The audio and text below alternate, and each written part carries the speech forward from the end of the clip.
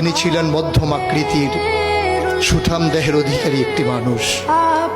তার চুলগুলো ছিল ঘাড় পর্যন্ত প্রলম্বিত, হালকা হালকা কোঁকড়ানো। তিনি যখন চুলের ভিতরে তৈল দিয়ে আছড়াতেন মনে হতো মৃদুমন্দ ঢেউ দেখা যায়।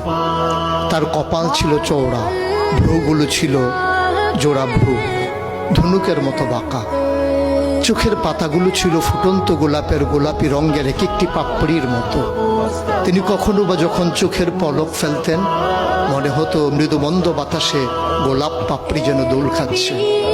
তার চোখের সাদা অংশ ছিল রক্তিমাভ সাদা, কালো অংশ ছিল কৃষ্ণ কালো। তার নাকটা ছিল খাড়া, নাকের ছিদ্রগুলো ছিল ছোট ছোট। নাকের নিচে ছিল সরু চিকন গোঁফ, গোঁফের নিচেই সেই গোলাপি রঙের ঠোঁট।